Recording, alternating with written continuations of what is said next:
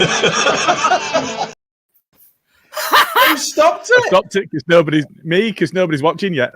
Let's play it again. I couldn't believe that the timing on that, Ray, was just fucking impeccable. Right? But if anyone were watching, so good evening, there everybody. You go, Welcome. You can run it again if you want. Welcome to what episode are we? Season 2, 27. Season 3, episode 27. I thought you were going to ask what podcast this is then. Yeah, thanks ever so much for those of you who are still with us from back on. Those of you that are new, we're very privileged to have you join us on this.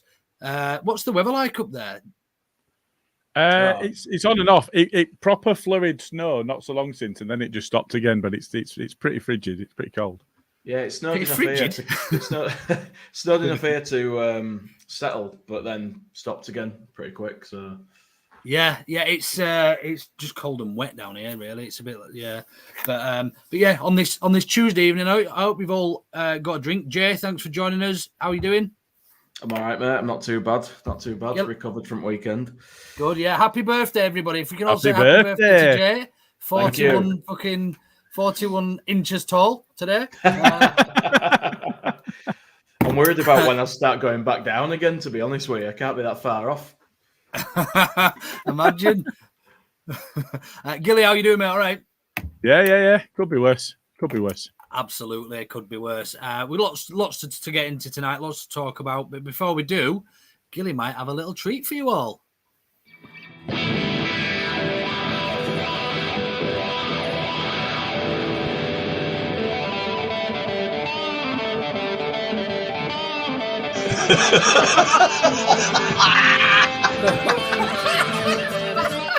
You look like fucking Brolin, you're a Leeds eating bastard. Look like some sort of fucking weird floating head. No. He's a utensil player a bit, innit? I mean, I feel a bit right, dickhead. Nothing spectacular, really. Nothing spectacular at all, really. So that was our new intro that Gilly's been working on tirelessly. There's a couple of tweaks to do, but we like it. Tell us what you think about it in the comments. If you think you like it or you don't like it. Cheers, Billy. Happy 57th, Jay. So yeah, look, absolutely loads to talk about. Obviously, going to start first things first. I think Gilly, you were on. Oh no, it wasn't. It was just me on BNC this week with Carl. Just you with Carl. Yeah. So basically, just me. I'm only kidding. To the Pikey Pod Dodger, I come in peace. Carl was asked if he wanted to come on tonight. He's got a better plan, so I said entirely up to him what he wants to do. But yeah, it's just a quick summary of my view, and then I'll ask you guys what you thought. Because obviously you've not had your opportunity yet. Was a good point earned that I would have snatched before, during, or after the game for me, in a nutshell. But yeah, start with you, Jay. Good mood when you left Ellen Road. Obviously, we know it was your birthday and you celebrated and everything else. But in terms of the football, not necessarily the football, but the result, where do you stand on Saturday's result? On the result, got to be happy with that against them, I think, on paper. Before the game, I'd have took it. Is that it? That's it, mate. You asked me purely for the result. Gilly, I'm hoping you might give a slightly more comprehensive answer. You only asked me for the result. You said not the football. None of that. You've been on that wacky-backy again before coming on the podcast. Oh, don't talk wet, man. Gilly, give me your thoughts on start with the performance, really. In terms of I don't want to get into it too much because I know it's something we're going to discuss, potentially discuss a little bit later based on the poll. But yeah, the performance then, was it what you expected? It was almost what I'd hoped for, because I didn't think that with such a short amount of time with the squad that we could have done much better than we did. And the reason for that is, Brighton have been flying. I think they're in the European spots after only getting a point against a side that's in a relegation battle. They've been flying. They've been playing really well this season. And they've beaten they've beaten a lot of other sides. So I think coming into that game off the back of a terrible run in terms of the actual results, you're thinking, especially when they've just battered West Ham and fully deserved a 4-0 against West Ham, you're thinking, I'm not sure about this. And, we will get into the predictions as well. But, there were head versus heart moments. And I think in terms of the actual performance itself, I don't think we could have. You can always hope for better than a draw, but I don't think we could have expected much better than we got. No, I think you're spot on. I think the realists among us that aren't still living 20, 30 years ago, even we're not the Leeds United of the early 2000s, of the early 90s. We're not that side that's pushing for Europe every season. We've got to come to accept that as a fan base. Brighton, as a footballing side, are miles ahead of us. Yeah, and I think, you think back to when they had that car toss up front. I can't remember his name. I think he played at Town, and then he only ever had 2 performances in him all season. He had a double-barrel name, and his name's just gone. He had 2 performances in him all season, and they were both always against us. They were a tin pot team, and they were beige, going nowhere. And now they've got in Mitoma, they've got a winger that anybody in the world is going to be interested in if he becomes available. They've got McAllister that played in the World Cup and won it, and deservedly had his spot in that side. They've got some quality players, but I think in terms of their overall output, we said in the build-up to it, it's not really about individuals for them. It's how they work as a unit and as a team.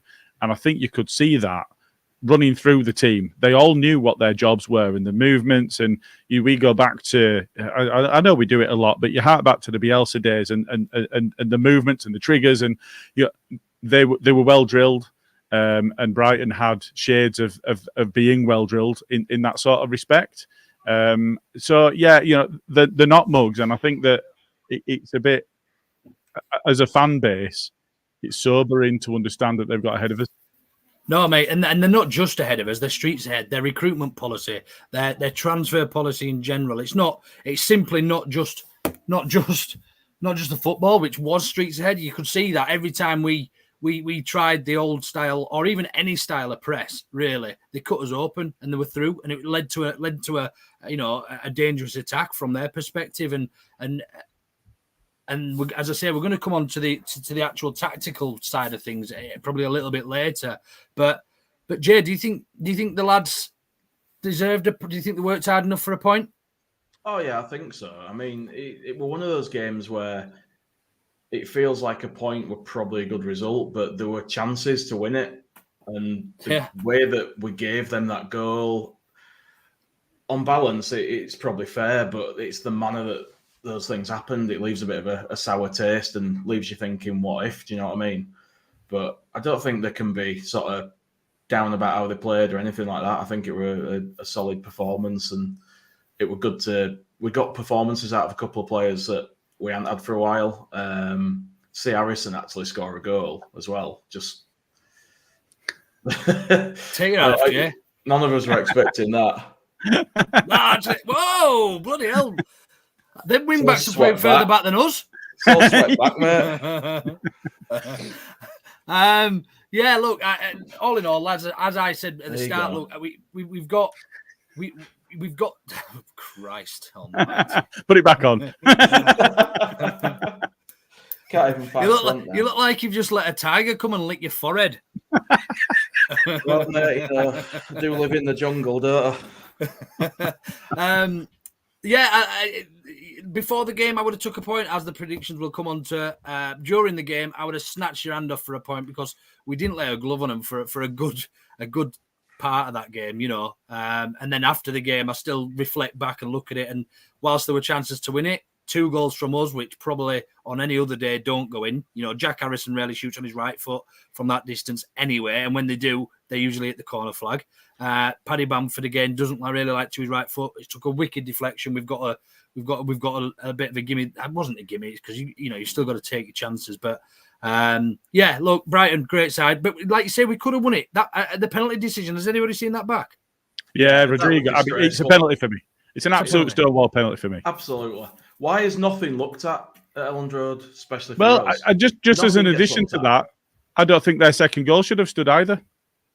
No, there was a It's foul a tackle on, from behind. Remember why Yeah. now. But it's a Yeah, tackle foul from on behind. So Solly March. So a lot of people are saying, well, he's got a touch on ball. Well, if he's got a touch on ball, he's tackled him from behind, which we get called up on all the time. When somebody takes the ball cleanly, but it's from behind, it's still a foul these days. We don't get away with it. Has Harrison been too honest there? Has he been too Bielsa? I think so. I think in him, we've always seen that, there were another occasion actually when the ball broke on our left wing at their right back. It had broken down. It had been played between Firpo, Rocker and Harrison, and the ball broke down. And he was tripped up when he was going to put pressure on to see if we could win a corner or something, when he was going to go pressure the ball. He was tripped up, but he's just so keen to get back on his feet and get at it. Yeah. He just carries on. And it was a clear trip. But because he's up and he's about, they've cleared the ball and the ref doesn't ever give anything because he's back on his feet again straight away. How many times do you hear commentators and pundits as well saying if he'd stayed down there, he'd have got a penalty? Yeah. But you shouldn't have to do that. No, you shouldn't. But if I'm stood with the ball coming towards me and a player comes from behind me, now I've properly slowed it down. I've had a look. He actually puts his leg between Harrison's. Now, he might get a touch on the ball because from the only angle that you would be able to see it properly, Mellier's in the way, just as the touch on the ball happened. So it's not clear as to whether Jackie gets a touch or Solly Marsh gets a touch. But he's literally come through him to get to the ball anyway. We're always being pulled up for that. Yeah. Every single time Adams does that in midfield, it's a free kick. So why is it not a free kick there? And I don't know. It leaves a sour taste. I think you're right, Luke. In those goals are not the type of goals we've been scoring. It's the type of goals we've been crying out for people having a pot shot at. And Aronson was guilty of it. I think there were a couple of occasions. So I did listen to the being. I can't remember if I even got involved in comments, but you did. Yeah. My view of the man of the match is complete polar opposites to yours, Luke. Because you thought Harrison was the worst player on the pitch, and I thought he was the best. For us, if you think he was the best player on the pitch, mate, I would look on paper. 1 assist, 1 goal, absolutely great. No, not even that. Scores highly on all the Sofa score and all your BBC because he got the goal and assist. You watch that game inside out, mate. He was the worst player on the field by a long time. I've got to put a video out because I was sat in the stands going, well, I must have missed something here because I thought he's had a good game. Now, the one thing I'll say is the first 10 or 15 minutes of both halves, he was shocking. But at the end of each half, he's the best player on the park, I think. So he had all of that variability that you come to expect. But there were a few occasions. There were one, he crossed the ball, Cock completely misses his header. Jimmy's following that up. And then it comes to Ayling, and Ayling has a time to take a touch, and he puts it over Barrington Cop. And there's another one when in first half, when Harrison's played, he plays a ball into Aronson, who plays it round corner for him. Harrison gets the ball, crosses it in. Paddy completely misses his header. Jimmy completely misses the ball. Ayling's on his heels and doesn't beat it was Estepinian to the ball. And if he'd have been on his toes, it's a tap-in for him. I think it wouldn't have been, looking at the chances that he's created or the key passes that he's played in, it wouldn't have been a surprise if he'd have come out with 3 or 4 assists. The frustration is, the first couple of minutes, he's given the ball away 3 times. Mate, you'd be if you think he could got a few assists, he made 4 crosses and only 1 made connection, and that was the assist. Yeah, but that's what I'm saying is... He had a passing accuracy of 72%. And Bamford is unmarked and misses the ball. You can't. Do you want to know how many times he lost possession in the amount of minutes he played? Have a guess. 15. 22 times he lost possession of the ball. That is not. And I'm not saying he didn't, but in terms of chance creation, he was the best player on the park for us. Where it wasn't coming from anywhere really. I mean, but it's an incomplete cross if your striker doesn't get your head on it. As Mark says, of course it is. Away from the corner flag. But if your striker just completely misjudges the jump and the header, it can still be a good ball in. It's not on your wing. Nah, look, we'll agree to disagree. I'm sure people have different opinions, but Harrison for me has been the worst player for us for the last 3 or 4 games. In honesty, I think he's been very, very poor for us. And I'm not here to slate players. You know, I'll listen to everybody's opinion. I'll look to watch his video, because if you can prove to me that he was the best player on the park, I've missed something massively. And as I say, it's all about, you know, perspective. It's a game of opinions, isn't it? Yeah, absolutely. But yeah, I don't know. I've missed something massively there. Jay, what are your thoughts on Harrison then? Do you think he was the best player on the pitch? I'm not sure if he was the best player on the pitch, but do you think he was near the best or the worst? To be honest with you, I can't even remember how I rated most of the team. I got wasted. It was my birthday, and after I saw Bamford use his right foot, I went into a state of shock and don't remember much after that. So I probably couldn't give you an accurate opinion at this point. Did they have to get some little miniature like chest things out and start like what they use on a mouse in a vet to bring them back to life? Someone got a 9-volt battery out of the pocket. It's brilliant that Paddy's got a goal, though. You know, we've seen that he scores in streaks, doesn't he? And we really, really could do with one of them right now. Yeah, look, I think for me, the biggest thing to take out of that game is confidence, and you know, you mentioned it in the comments on B&C, Gilly, the resilience that we showed to come back twice against probably the second best team we've seen play at Ellen Road this year after City. I'd go with that. I think there's resilience to come back and score goals when you know, when it's against you, the crowd's turning. It's not a nice atmosphere. It weren't a nice atmosphere. It was starting to turn. It was, you know, you could hear it was dead silence in some parts. But to show resilience, to score that goal, could you? No, absolutely, absolutely. What the fuck is going on chant? In some parts. Yeah, mate. I think at first that was aimed at the ref, but it very quickly turned to us. Yeah, big time, because everyone was just like, basically, what the fuck is going on? They were sick of it. Yeah. Everyone was saying, this is hard to watch. This is fucking hard to watch. And it was. And it were really frustrating in that, like, as I said before, we had those chances now and then. But in between those chances, it were fucking turgid, man. It were fucking shit. It was just, it was hard to watch. The crowd was fed up. And that was through no fault of ours. We were sticking to the game plan. Again, I don't want to get too much into that because I know what we're going to speak about coming up. But I think that was very much down to the actual game plan and actually sticking to the game plan. You know, we played like we had a plan pretty much, other than run fast and spoil sort of thing. We just to go back to the confidence thing. I think it's a goal for Harrison and a goal for Bamford could be vital for us moving forward in terms of confidence. We need our players. We need our leaders and senior players of the squad to start stepping up and chipping in with goals and having better performances. So ultimately, I'm hoping we can take that into the next game. But yeah, sorry, Jay, you just wanted to mention a bit on the crowd. Yeah, I mean that was basically all I really wanted to say. It was just it felt very knife edge, that atmosphere. We're ready to go, and it did start to go. People were chanting, as Smarty said in comments. You know, there were a bit of sack the board starting up near him. It would have been a nasty place for the rest of the afternoon if we'd not got that goal when we did. We're so like in the shit now that everyone's just had enough. There's no tolerance for mistakes. There's no patience left. No, it was almost perfect timing. It was almost a chef's kiss type goal. You know, it was like it had to come at that time, didn't it? You know, it had to come. Did, If we didn't score before half time, the heads would have been down, and I can't see a way back into it for us. And I think on another day, one thing I will say before we go into the other chats, and that is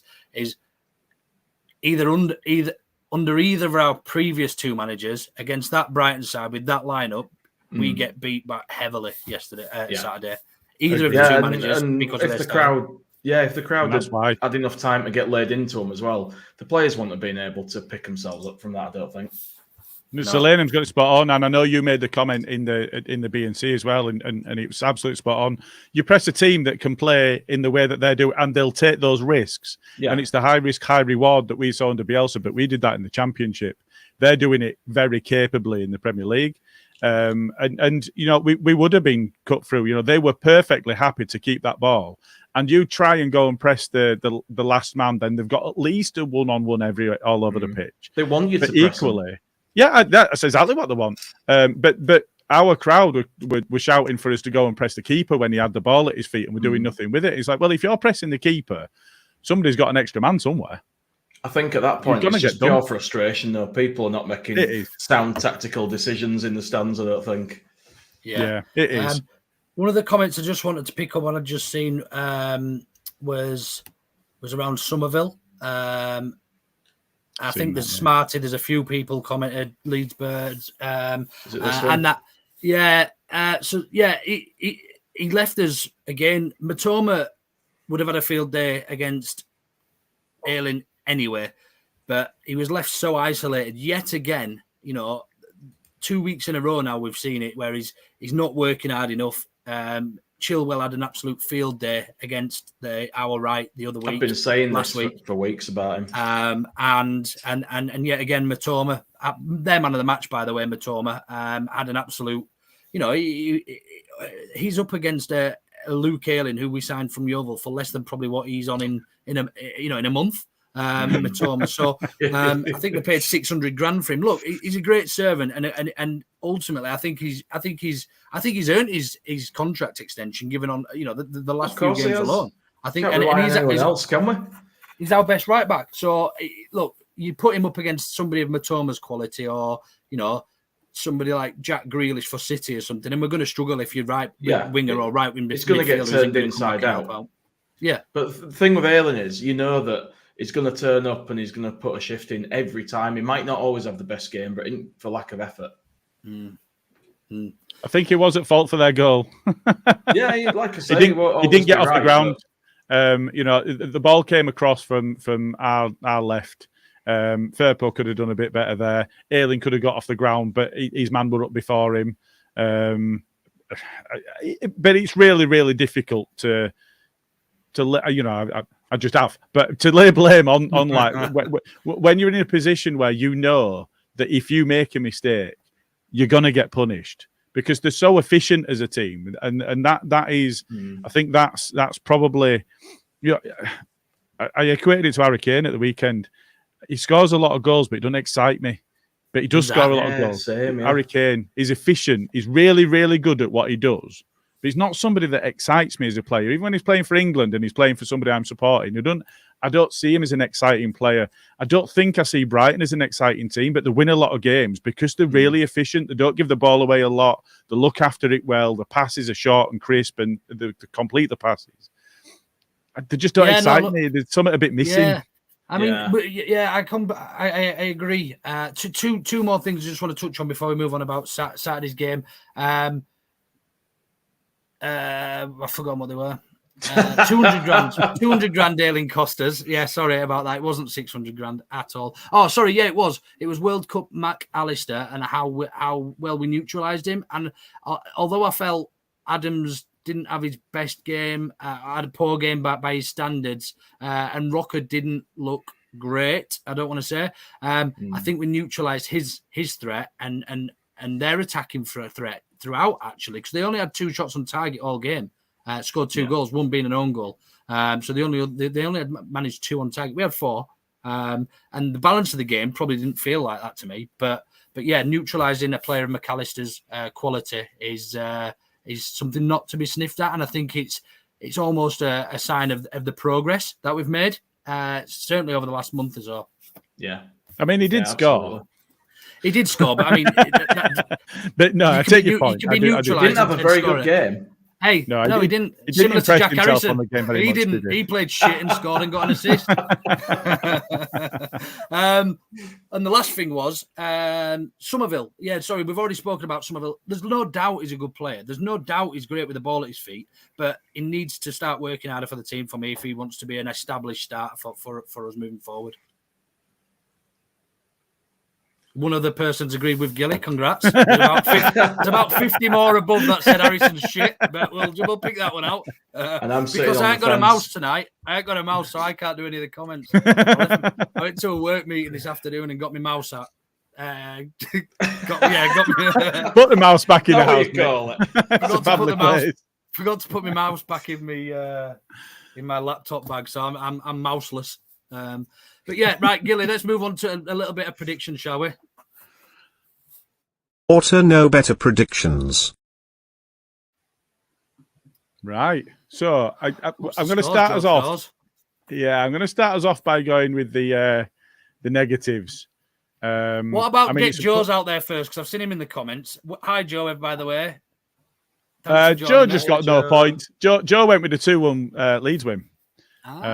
Feeling better. Yeah, so he was only 1 goal away from it. So the fans went 2-0 Brighton. That was Napper in the comments last week. So they get a -3. Smarty, also in the comments, went 3-1 Brighton. Gets himself a -3.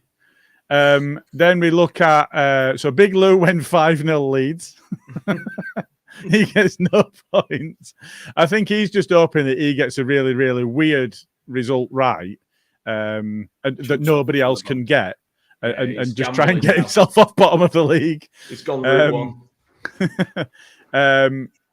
Then just hold on. We're not doing predictions for this weekend, folks. We're doing the last week's predictions. Oh yeah, we're talking about Brighton game.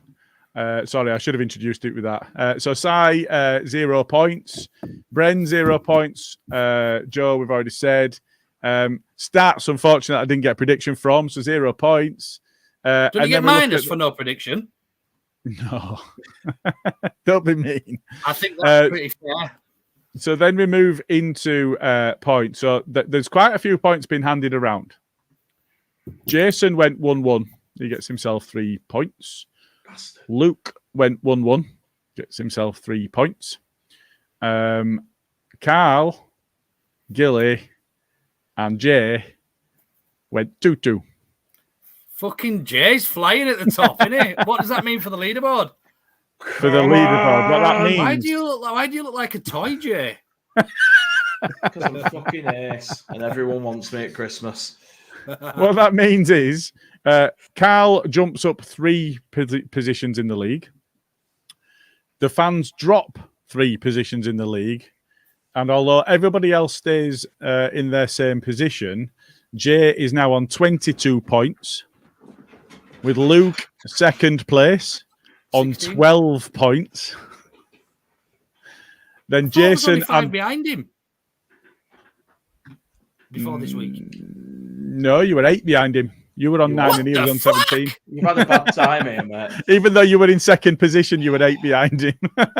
Stretch Jay strong. And then just to run through the others, Jason and myself are in joint third. Then it's Carl on 7 points. Stats on 4 points. Huh? What are you and Carl on? No, me and Jason are on 10. 2 points behind you. Then Carl on 7, Stats on 4, Joe on 3, Fans on 1, Bren on 1, Si and Scotty from LUTV on 0, Smarty on a big -2, second bottom of the league, just above Big Lou on -15. Oh, wow. Fucking hell. You'd have to get a lot wrong to get -15, wouldn't you? That's backing against Leeds. 13 points behind second bottom. Just want to say I think thanks, we can Mark. safely say where the wooden spoon's going. There's not a lot to get excited about at my age, mate. So I just take what I can. Can I make a request? That moving forward, whoever is higher in the league and on that podcast, they put their predictions in first. If you want. So basically, Jay tonight, Jay will give his first. I'll go second, then you Tactical, eh? Yeah, fine. Tactical, I see. Yeah. Just copy Jay, then I'll just stay where I am by the looks of it, because he's an absolute footballing genius. But staying where you are is no use, is it? You're miles behind him. You need to get something different. Absolutely, yeah, of course I do. That's exactly what I meant. Yeah. Right then, we go on to Jay's part of the show this week. And yeah, because we haven't got him with us, have we? Yeah. Jimmy Neutron has decided to just comment because he was too busy. Because he was meant to be covering me tonight because I did his B and C and completely forgot. But yeah, poll results. Let's get it up. Twitter poll results. Give it to us, All Jay. right. Fair enough. Here we go. Most weeks we haven't recently, but we're going back to normal now. Normal as we get. So we have a poll, and you guys get to decide what the main topic of the pod is. So tonight's selections, we had our forward line versus our relegation rivals. Willie drooped. Should he start? Does Javi stay if we stay up? And style of play / adapting tactics to suit the opposition. And the winner with a mighty 32% there, it was pretty evenly spread, to be fair. It's tactics. What? What are tactics? I obviously knew this one. I knew this one earlier, so I didn't want to get too much into it in terms of specifically the Brighton game anyway. But for me, you look over the last 5 games, Dratch has been in charge 4 games now. Fulham. No, he had Southampton, Fulham, Chelsea. Is that it? Oh, Southampton, Fulham, yes. Southampton, Fulham, Brighton Chelsea, as well. So he's had 4. Brighton, yeah, 4 games. You look at those 4 games, and I don't remember one of them where we've set up similarly. I can see in terms of personnel, philosophy. No, sorry, tactically, not personnel. Yeah. In terms of our, so in terms of the answer to tactics, I feel, and I know we mentioned this with Joe the other night, that we don't have an identity now. It is our identity that we can chop and change and have a plan for every different team that we come up against. Have an alternate plan is what I mean. Not play. You look at the way we lined up against Fulham, where we played 3 in midfield and we dominated the game against Fulham. You look at then on the flip side of that against Chelsea, where we weren't as affluent with the ball. We weren't, we were a little bit tighter. If there was any 2 comparisons to make, I think the 2 closest comparisons to make would be Chelsea and Brighton in terms of our style, but I don't think we've played the exact same style tactically in any 4 of those games for me, which I think is a bit of a bonus, and I think it's something that we definitely need in a relegation battle. After what we've been watching all this season, I think it's great. I mean, I don't particularly think the style is great, but the fact that we now have a coach who somehow was like 8th choice, but seems to be a cut above half the people that were mentioned before him. And this guy's come in and he actually looks like he studies the opposition. He makes a plan specific to that opposition and to the players that he's got available. He doesn't just go out there and say, my way's the right way, guys. Yeah, sports. It's fucking, he adapts, and I love it. I like to see that. And we're not always going to see the kind of football we want to see, but the fact that he neutralizes specific threats, tries to exploit specific openings, I love it. That's what football should be. That's what a manager should be doing for me. That's what I want to see. I think it's really refreshing. I'm really pleased that we're seeing this. Yeah. I'd agree. And just to echo your point about relegation battle, that's really what you need on a run-in, because what we need to do is we need to be able to neutralize our opponents, because it's don't lose and then win, because every single point now is absolutely critical. So I do think that's important. I think, if you look at the list of our managers, I mean, Marsh didn't have plan A. Bielsa had plan A, and then plan B was make plan A better. And I think out of the last 10, 12 managers we've had, you can probably only look at Snake, Monk and McDermott as managers that would set up in a way that meant their opponents couldn't just impress their game plan on the match. And let's not get away from it. We've had some absolute fucking dross in that time scale. So that's why, because a lot of them didn't have the ability to set a side up in the way that they needed to be set up. But I think it might be that given time, the current manager is able to impress his own identity on the side, and what that will be interesting. I think if you look at time at other clubs, you don't really pick out one clear manner of playing and manner of setting a side up. He's done 3 at back, he's done 3 in midfield, he's done 2 up top, he's done a a 4-2-3-1 as we've got now, there isn't anything clear that comes out as that is that manager's identity. Yeah. I think what that actually probably tells you is he uses what he's got available to him, and he puts together and sets up a side to its strengths, and that's absolutely what we need right now. How long have we been watching? Sorry, Luke. No, you're all right. How long have we been watching football where we've had round pegs in square holes, where we've been forcing players to try and fit a system and do things that are not natural to them? Yeah. Where's that got us? Ages, absolutely ages. And just on that, do you think this style, because we're in a relegation battle and the differing styles between only having an attacking plan A and going for it in Bielsa and Marsh is, I'm not in any way suggesting they're any way similar, but even though we were told that we were specifically told that they were the natural successor. But do you think teams that need to be a little bit more submissive in their games, the chances are that we're going to be under the cosh in a lot of these games because we are in a relegation battle? Do you think a manager has to have these different plans because we're almost going to be on the back foot in the majority of games, or will we see a different style come out against, I don't know, when we play Forest and Palace and teams that are in and around us, or do you still think that we'll consider to be, that little bit more passive and let them play a bit? Or I don't know where I stand. I'd like to see us go for it a bit more, and at some point we need to take the gloves off, because we're 19th in the league.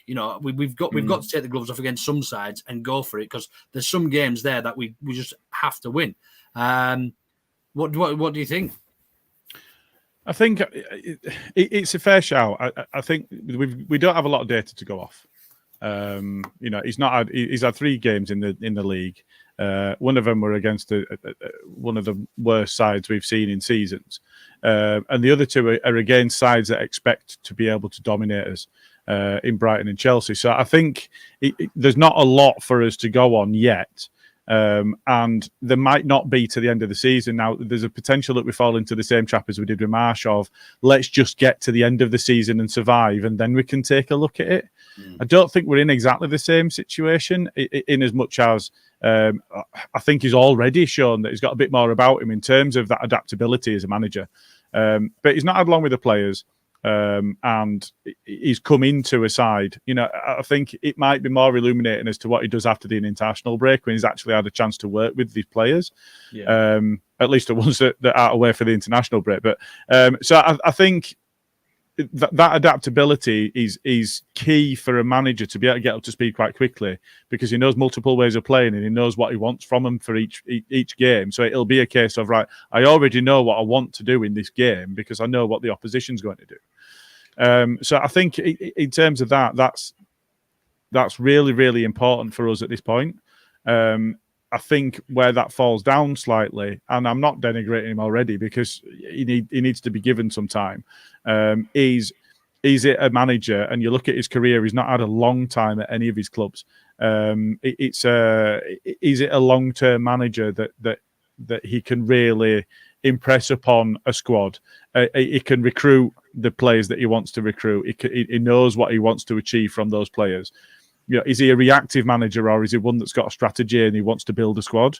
And it looks over the term of his career. I think 18 months is his average time span at a club, and that's over quite a lot of clubs. So it'll be interesting to see just how he approaches the summer, should we get to summer and maintain our league placing. Are you all right, Bandy? We're always interacting with the audience. It's just, sometimes we have to finish what we're saying, mate. You have to just be patient sometimes. Most of the comments are just insulting. Bandy also agreed with me on Harrison as well, by the way. So, yeah. He wasn't just Charlie. I was going to say, we had a comment there from Clayton, actually, just saying it must be a nightmare to prepare against at the moment because you don't know what we'll do.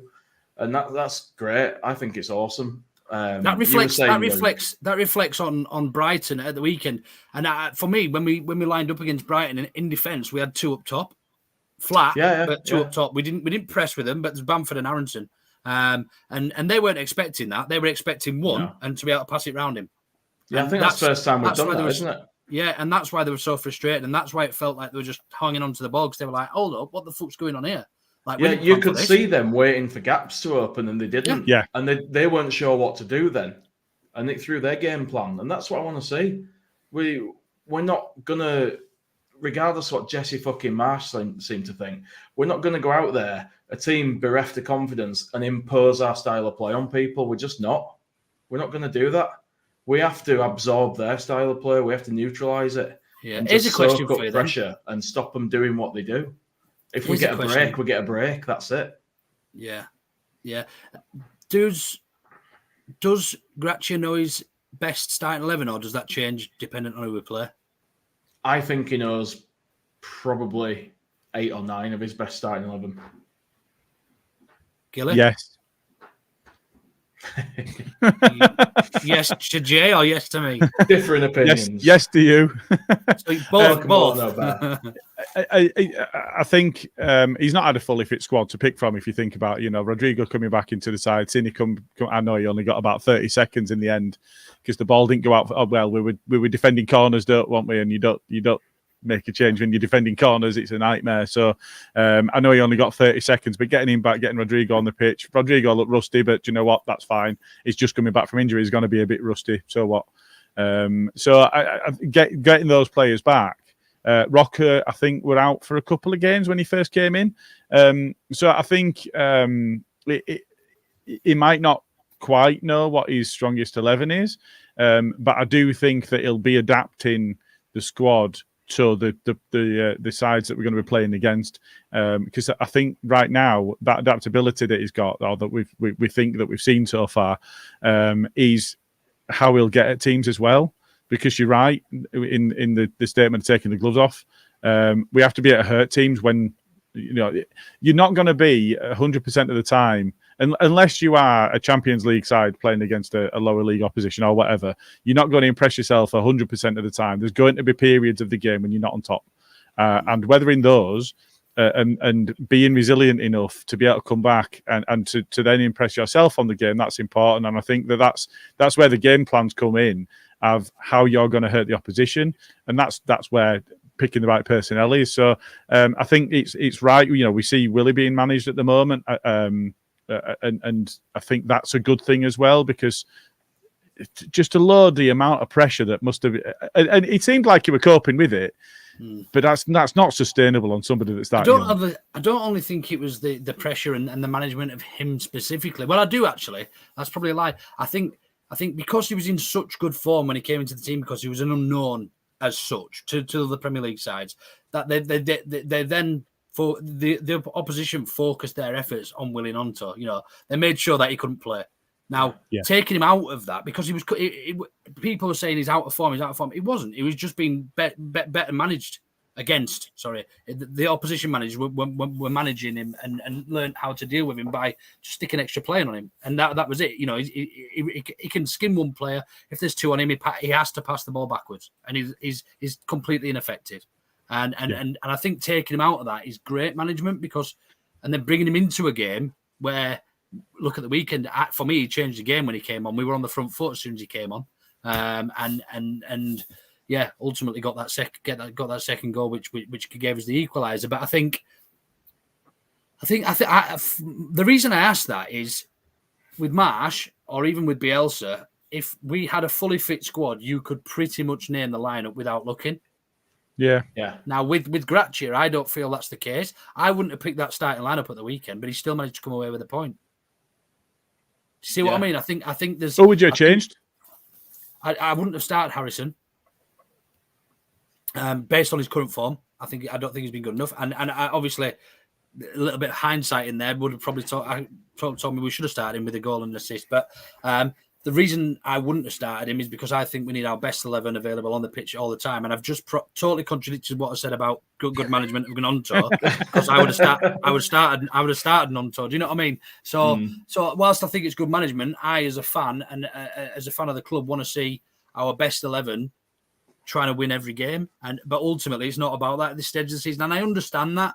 I do understand it, but it's frustrating. It is frustrating when you see Jack Harrison, who's probably had a 4 or 5 out of 10 for the last 3-4 weeks.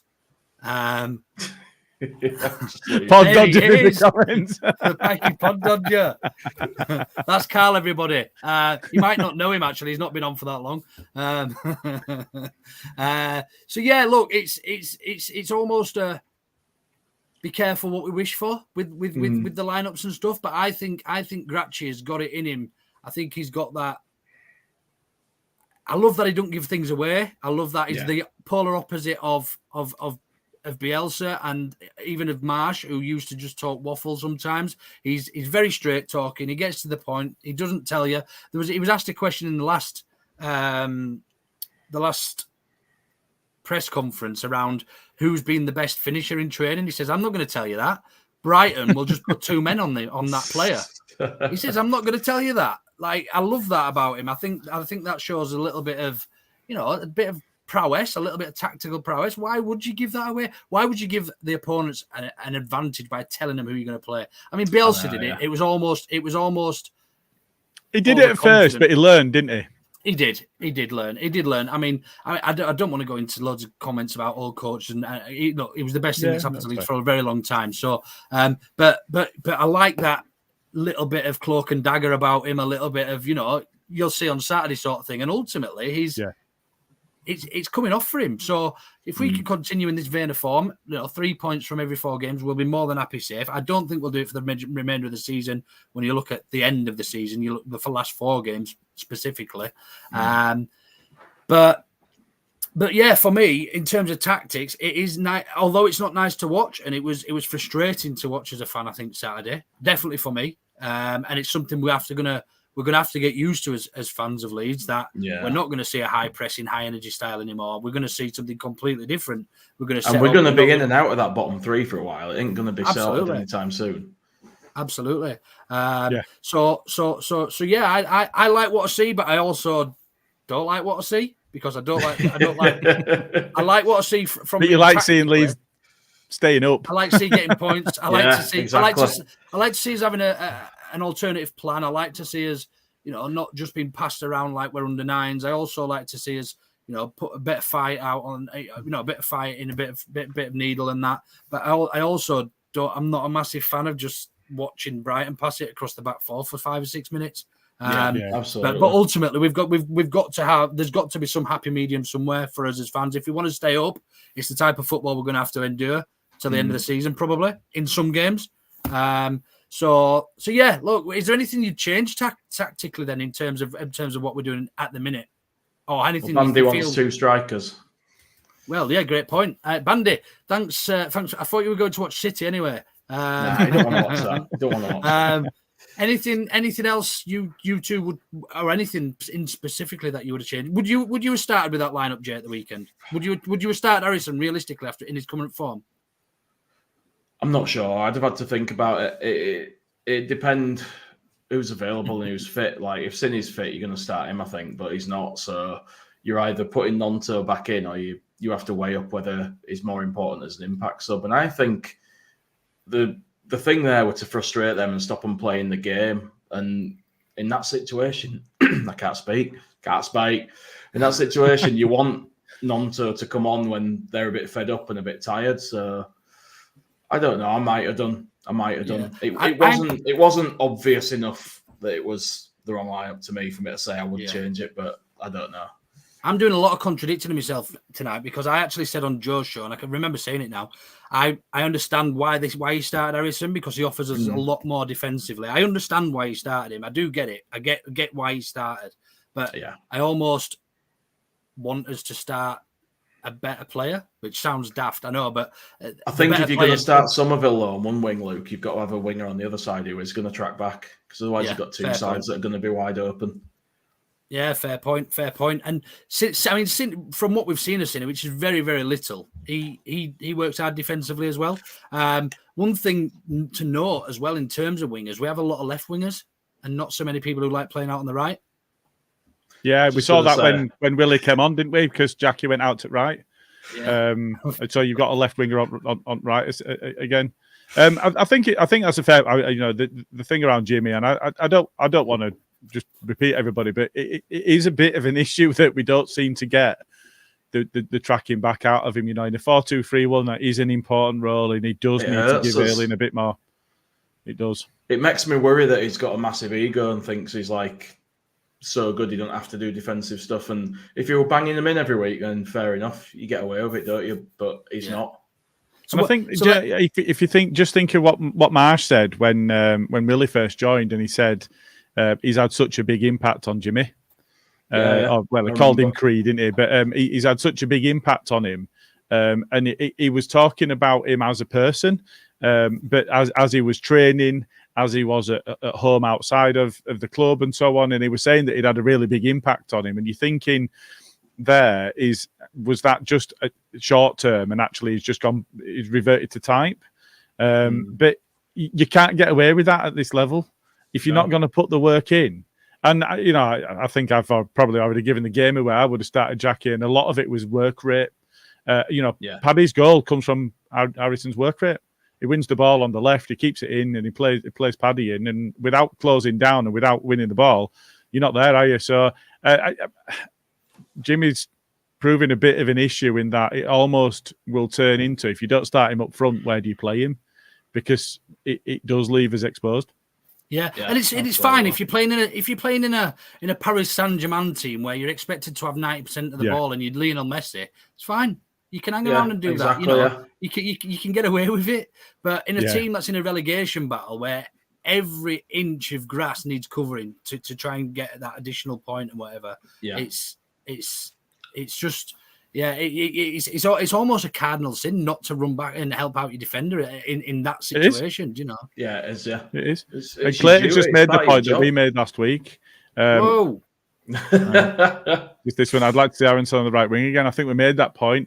He does. He works hard. He doesn't produce in the same way. Jimmy scored in 4 games. Him and Rodrigo scored in 4 games on bounce each, didn't they?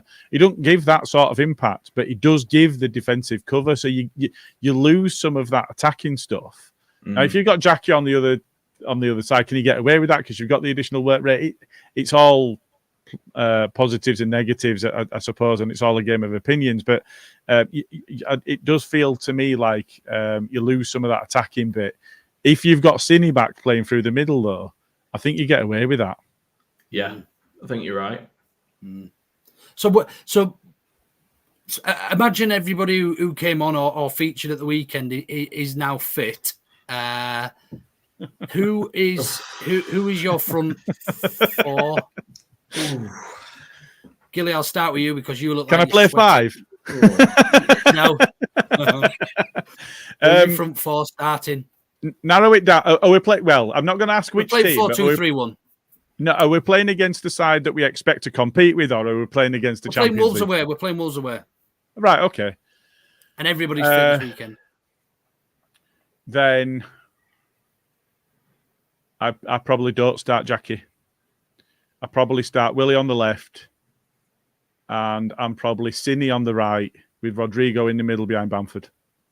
You've picked exactly what I were going to pick. I'd probably go with that. Fucking hell, have we all just agreed on something? Jesus. It's somebody's sticking pins into us somewhere. Let me get out of here.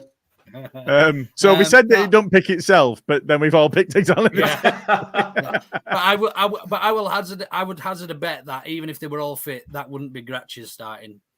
Well, yeah, no, you're probably right. Yeah, maybe not. Danny Rumsey's gone for Rutter at 10.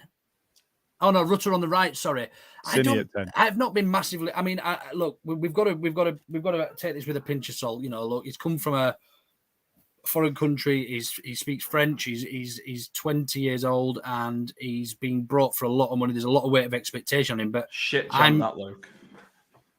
Pardon? So you'll never sing that. But yeah, I just feel I feel Rutter isn't ready to start for us. I think he needs to be broken in very, very slowly. Steady on. You've been talking about passing around under 9s. Now you want to break Rutter in. Are you all right? You want to get back on caffeine and alcohol? I don't think Robert agrees with us. Come on, Robert, give us your front four. Robert, I love Robert, by the way, because I just can't wait for his pod review on Twitter afterwards. Yeah, after every pod, he sort of dissects everything I say and then tweets it to me about what I've said wrong. It's good. You need this, Luke. It does you good. Yeah, look, he's coaching you. Yeah, there's a lot of people saying Rutter. Now, I think they're probably picking Rutter based on the price we've paid for him. I think sensibly, what we've seen of Gigi Rutter doesn't warrant him starting over somebody like Bamford, because in our team, you just get Nigel's comment up for me there, Gilly, at the bottom. Yeah. So he's sacrificed Bamford for Rutter there. I don't think he's ready yet. I'd guess that's Rodrigo up front. Would you say? Rodrigo up front, Rutter behind with Nonto and Signoret wings? Maybe, yeah.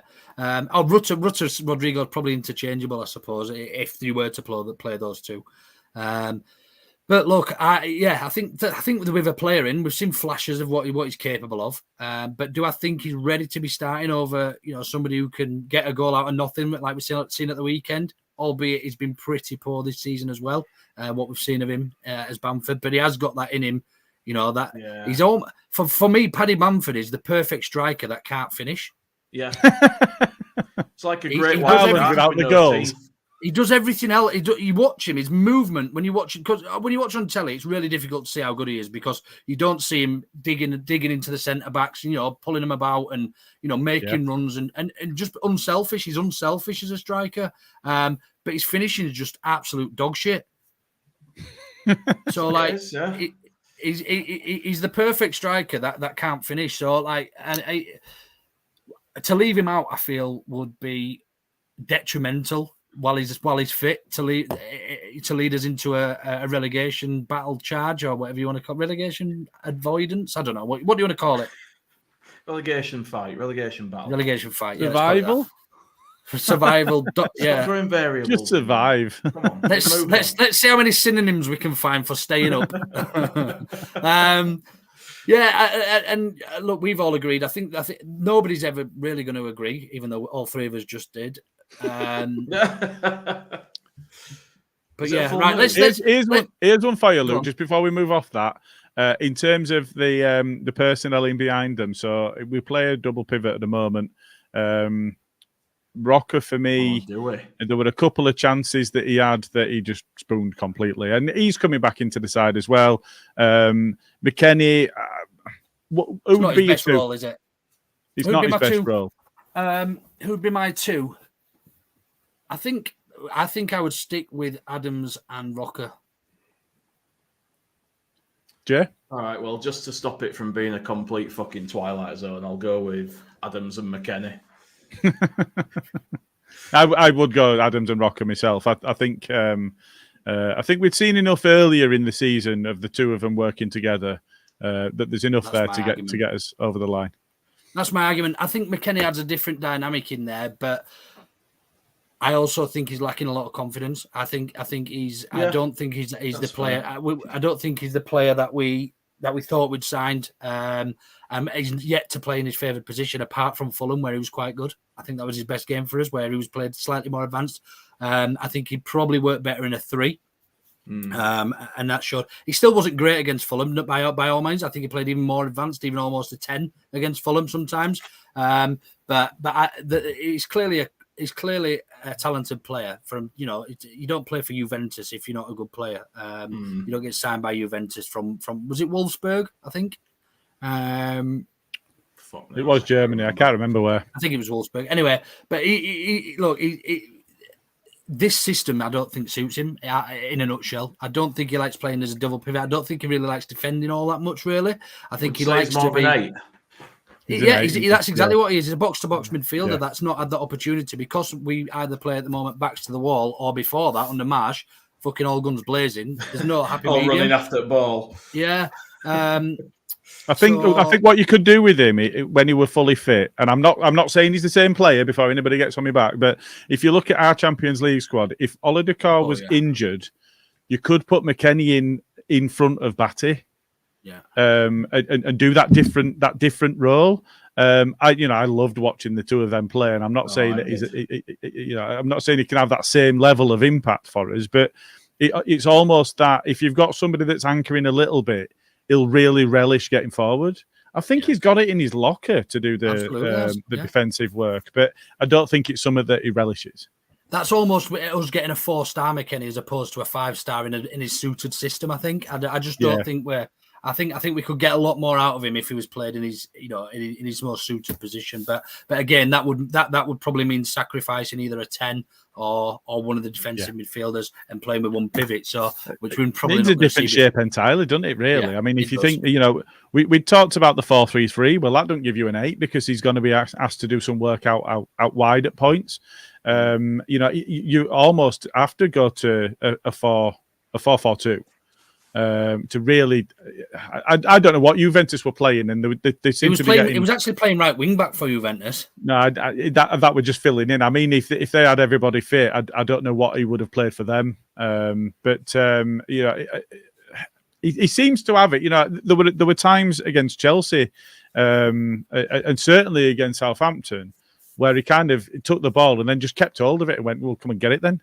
And he did front some of that up. I think he's got some growing into the English game to do because it is far tougher than the Italian game in terms of the pace of it. There's just no comparison, is there? So he's one of those. But yeah, I mean, back to the point. I think the defense is picking itself at the moment, and that was just the other question I had: is Rocker and Adams or McKennie and Adams?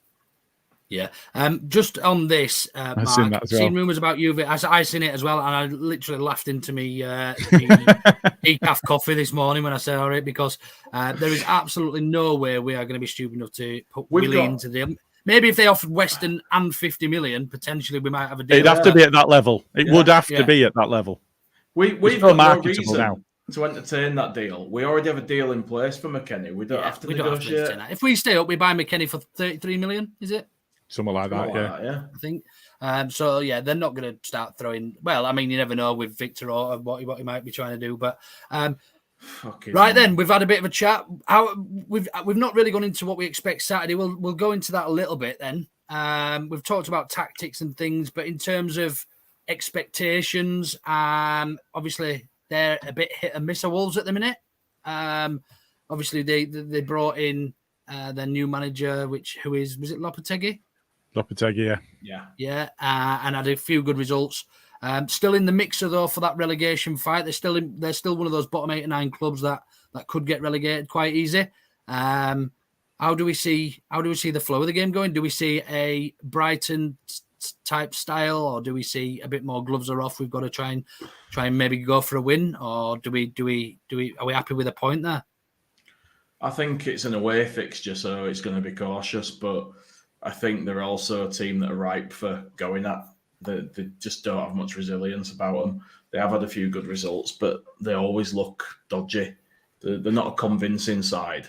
It is pretty dodgy Wolverhampton anyway, isn't it? Let's be honest. Yeah. It will be when I go there. But yeah, I want to see us go at them a bit, but I suspect we probably won't. I want to see us go at them. I think they're a side that are vulnerable. It's a place where you could get the crowd on their backs if you get the upper hand, But they're struggling to score goals as well. They're missing a striker. They've got no. There's nobody bagging for them at the minute. So which is weird because they do have some good attacking players. Yeah. Which means they'll probably score 5 against us. Absolutely, absolutely.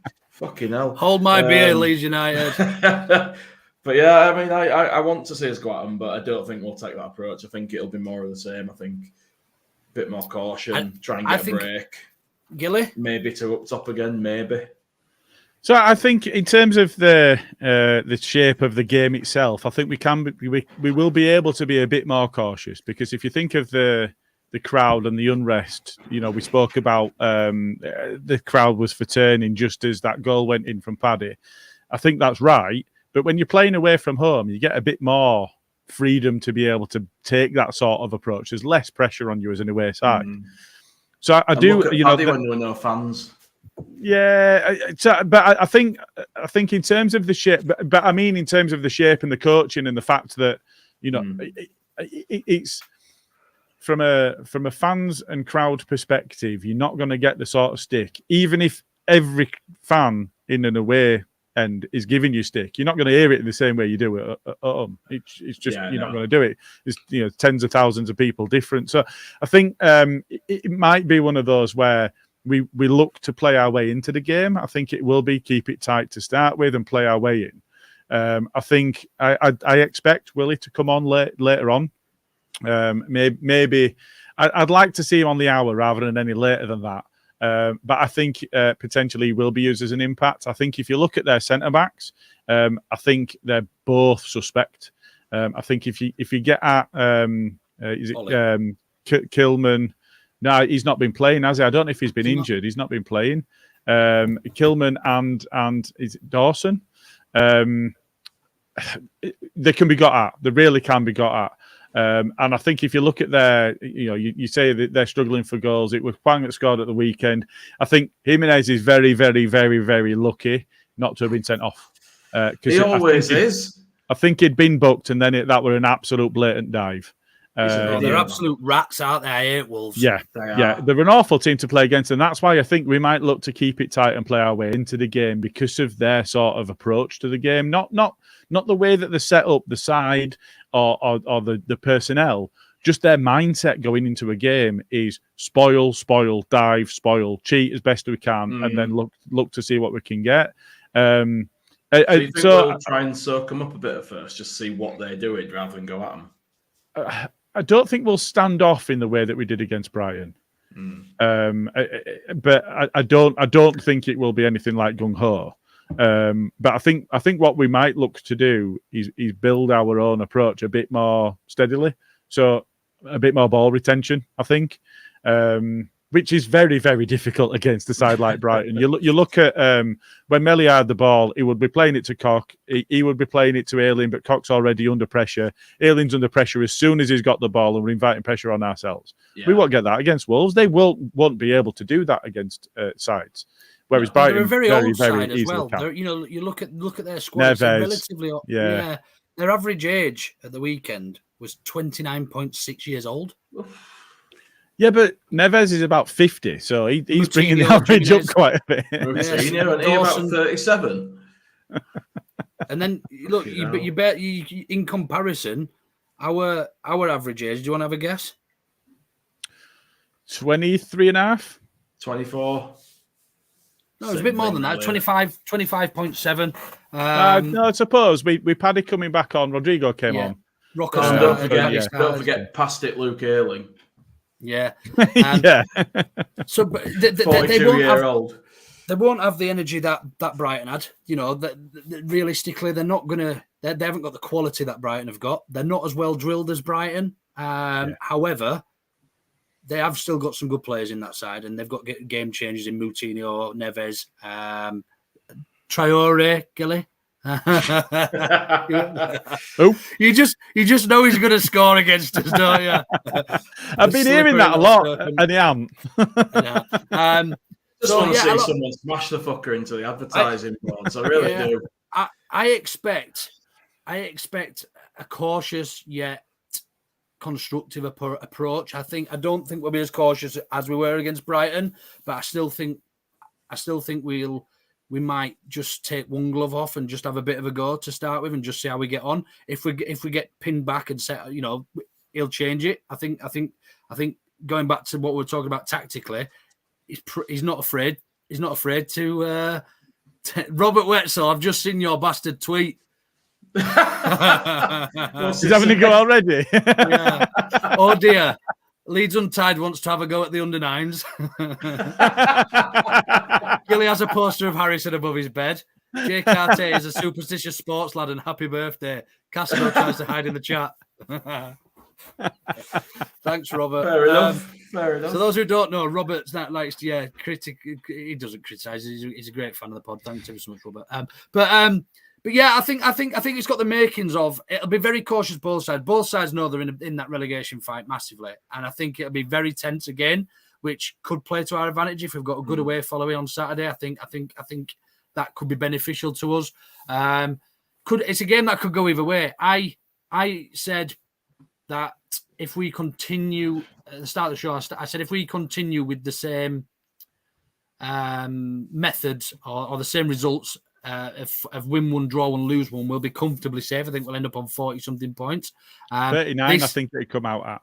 It did. There's 12 games left, which would suggest that would suggest 12 points, right? 12 points. 36 12 points games, left yeah. to play for. Out of three games, win one, draw one, lose one. I thought you meant, Sorry, it'd be 16 points. It'd be 16 points on top of I what thought you meant to play for. Yeah, I did. No. If we continue to win one, draw one, lose one to the rest of the season, that will give us 16 on top of what we already have, which will put us on 39. You're right. We're on 24, aren't we? We've already called it. It's all Are we on 24 or 23? We're on 23. So it will put us on 39. Sorry. We've called So yeah, it, guys. we'll be comfortably safe on 39. I think this year, which this would be out I of our think next three. 39. I think sees any side up this season. I think out of these next three, you look Wolves away. The next one after that, after the international break, is Arsenal at home, and then Palace at home. Sorry, Arsenal away it is. This Arsenal would be away, my draw. This would be my draw. The Arsenal would be our loss, and the Palace at home would be our win in our next three. That's the way I see it. I just hope Palace keep their run up because they haven't won for over 10 games. No shots on target. They've not had a shot on target in 3 games. Yeah. It's just crazy. I think Anthony Keller is saying 35 will do. That is brave. Oh, no way. I mean, it is brave. I wouldn't want us to stay on that. Are you going to let me fucking finish or what?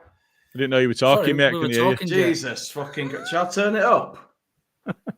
Fuck me. I think it's so tight down there this year because... It is.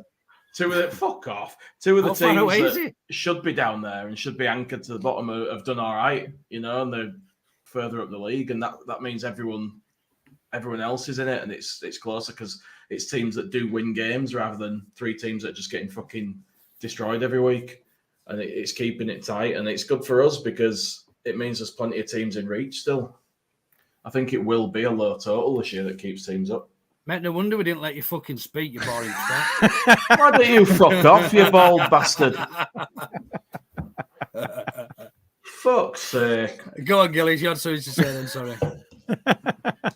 I would just, we look across what's coming. I know that there were a couple of comments on Twitter about, getting a point against Brighton's all well and good, but we've gone backwards because Everton have won and Southampton have won, Bournemouth have won in games that we didn't expect them to win. Well, yeah, but we can only do what we can do against sides that we're playing against. Brighton are a good team. They've played well this season. They're in a good league position for a reason. So I think some of that is a little misguided, especially when you look at the sorts of run-ins that other sides have got. We talked about Everton's running. West Ham's is not easy. There are plenty of sides down there that have got the Champions League aiming sides to play against. Forest is not easy at all. So I think from our standpoint, it's well in our hands, and I'm a lot more confident now, even though we've lost one, drawn one, won one. I'm a lot more confident now than I was a month ago about staying up. Yeah, no, I absolutely am. I think we've got a lot to be positive about. You look with the back 4 picks itself. We weren't in that position. Who would have thought Junior Firpo would have been one of our better players so far this stage of the season? It wouldn't have been under Jesse Marsh. No, and we look like we know what we're doing. He's probably the major difference for me. Yeah, that's a fair shout. Actually, that's all it is, isn't it? We just look like footballers. Players know what they're supposed to be doing now. They know what the jobs are. Nobody had a fucking clue before. I'd love to know what his tactical briefings were like. Honestly, just for some insight, I'd love to know. Right then, with that in mind, Gilly, your bit of the show again. Take it away. Oh, shit. Hang on. Let me just get back into brand. Here we go. Auto no better predictions. Like a well-oiled Right. machine. So if I remember rightly, I'm coming to Jay first because Jay is top of the league. Yeah. But, okay. We've also got the Pod Dodger and Jimmy Neutron in the comments. So I do expect them all in. So, Jay, you first. Where are we going? 2-0 Leeds. That's what I thought. All through the pod. That's where I'm going. Luke looks like that's Clean what he was going to go for. Clean sheet. Yeah. Luke. 1-1. Oof. That's not a good result. That's a good. I said a draw. This one, lose to Arsenal, win against Palace. So I'll say, and I'm not looking in the comments. So I don't know if they've got in the comments yet. Then the pair of them, but I've gone 2-1 Leeds. I think it'll be a tight game. I don't think we'll get a clean sheet. Oh no, you haven't copied Jay. Sorry. You fucking idiot. Jesus. If Leeds win, that I've drops gone me 2-1. and puts people above me because I'll get -3, won't I, for predicting a draw? And Yeah. you'll if Leeds win, you'll pick up at least 1 point. Yep. Yeah. Regardless of 7-0 score. now, City. Fucking hell. It's locked in now, though. 7-0. Yeah. Wow. So I saw there were a penalty and then Alan scored within like 2 minutes after De Bruyne. I think he's shot got 5. He's got 5 Yeah, now, he has, but after that second one went in, I'm thinking could be a cricket score. That I think it were only 23 minutes in. They were 2-0 up. Yeah, De Bruyne scored.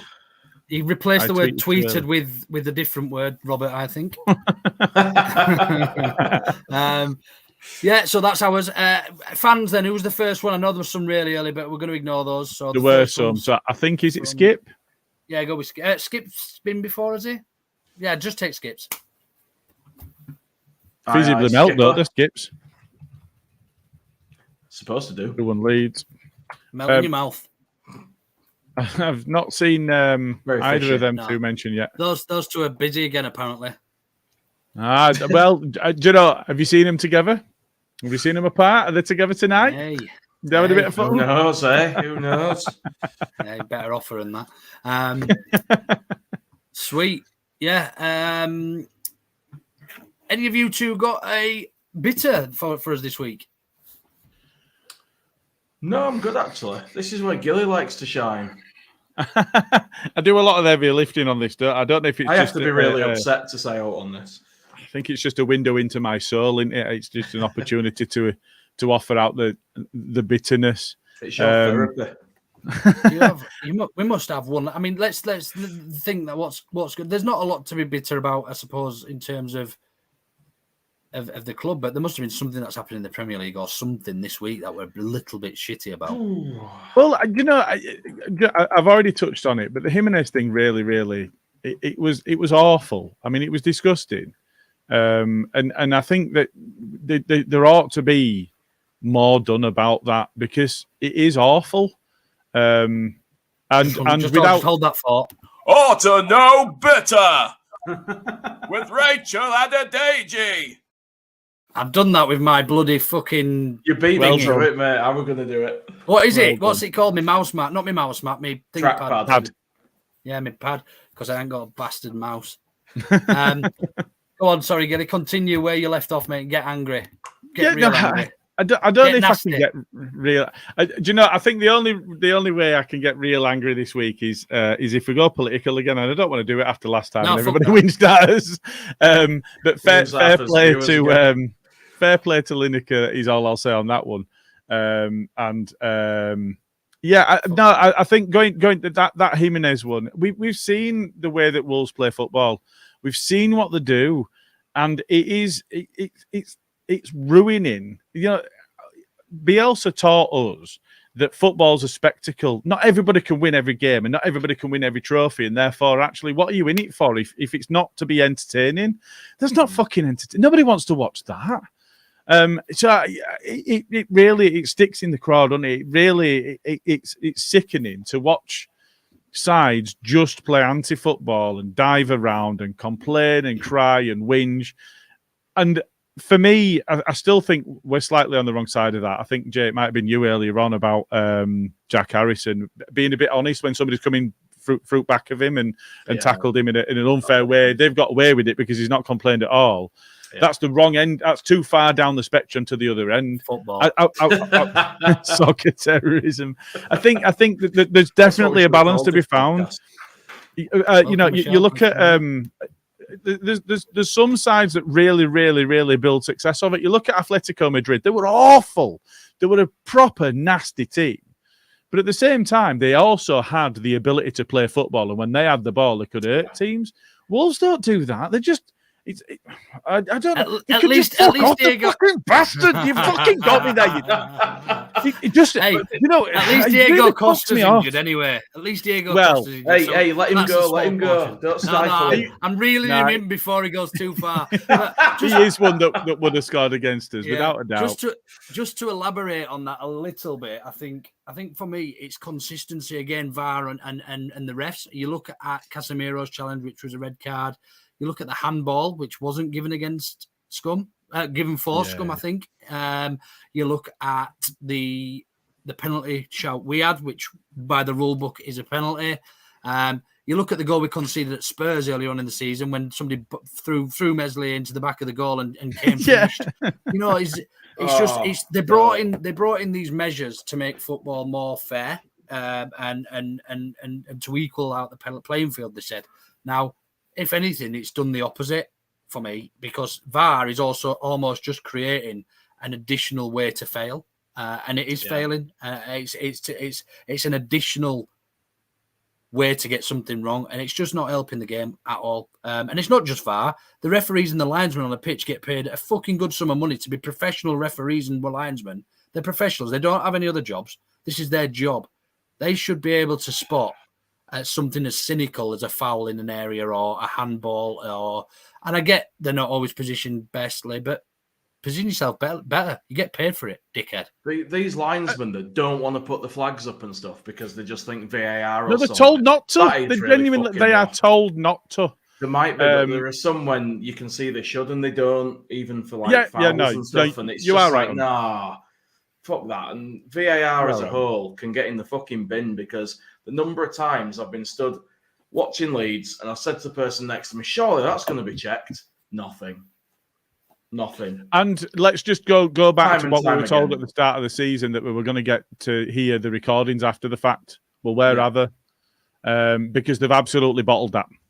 How is a guy being fouled that you can watch on a replay, you can see he's been impeded and taken out, the guy's not got the ball, how is that not a clear and obvious error that the ref's given nothing? There's no way in this fucking universe that that's not a clear and obvious error. It's the very definition of it. And there's no VAR. And it happens to us time and time again. And it's a load of fucking bollocks. And if they want people to respect the governing body, to respect the game, they're going the wrong way about it because they're just eroding that further and further. But just to elaborate slightly on Luke's point, VAR is another way to fail. And I think if you've got officials on the pitch that are failing because they miss something, they don't see something, they call something wrong, do you know what? As fans, that's far easier to accept at the point because they're humans and they're fallible than it is for somebody that gets as long as they need to get the decision right with as many replays as is required. And that's what really kills it and that's why VAR is worse than we had previously because they've got an opportunity to get it right and still fuck it up. That's it. And that says to me that our officials are so bad that they still can't identify things when they're sat in front of a screen with access to multiple angles and as much slow motion replays as they want, and they still can't see stuff. And that just says to me, our refs are shit. The thing is, it works in rugby league because you can hear the conversation, how they come to that decision. Yeah. It works in cricket. You know, they come to a decision and they tell you why they've got that decision. In football, they do it all behind closed doors in a fucking in a studio that's nowhere near the ground and come to a decision. Ultimately, that's often wrong. It's like fucking stonemasons. There's two ways for that. There's two things that could be. Either it's complete incompetence and they're scared of being accountable, or they're corrupt. And there isn't another one for me. It's one or the other. It is. I agree with you. Yeah, and these people are getting paid a lot of money to do it. Anyway, that is our auto no beta. Please let us know if you agree or if you've got anything else that's pissed you off this week in the comments. You're more than welcome. Get it off your chest. We're here as therapy. We value that. We all joined in. Speaking of which, as ever, we do like to give a little nod to anybody that's struggling with mental health. This week, with it being International Women's Day, I'm just gonna give a quick mention to Wish in Morley, which is a ladies only mental health sort of get together, similar to Andy's Man's Club. Almost. Andy's Man's Club. I don't know. They're not affiliated in any way, but a representative or somebody who goes to Andy's Man's Club has recommended these in Leeds. Luke, And that's Andy's Man Club. Please just say Andy's Man Club. You're killing me. Andy's Man's Club. No, Andy's not Man Man's. Club. Andy's Man Club. I was Yeah. gonna make a joke then, but it could really go wrong. So yeah, this one is called Wish, and it's in Morley. So anyone around the Leeds area, female that is struggling, do give them a Google. I'm not sure how it works. I'll try and find out a little bit more for next time. As ever, the usual stuff for men. I thought I'd mention the women first, obviously, with it being International Women's Day this week. But yeah, Vale Circle down at Beeston, Milford Rugby Club at Kirkstall, and Leeds College of Building every Monday, 7 till 9. Anybody struggling, that's your local Andy's Man Club. I'm just leaving that there for you, Luke, because you didn't get a chance to laugh at me yet. So there you go. Just doing some growth hormones.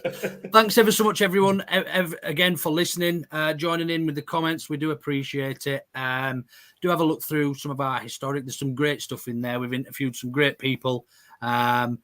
I know Andy. I've got it now. I've got it. Wait, is he the Andy? Is it his club? I don't know. Or does he have a different man club? So yeah, thanks ever so much, everybody. We has recently celebrated 1,000 subscriptions. We gave our prize away to one of our subscribers, one of the early ones actually. Luckily dropped on, I think it was number 6 was the winner. Yeah. Our 6th ever subscriber won the shirt. It happened to be somebody who I stand relatively near at the football, so I dropped that off for him Saturday. We'll be back probably Saturday afternoon, Sunday morning. Not sure who's on yet, but do subscribe, give us a like, and yeah, thanks ever so much. Cheers for joining.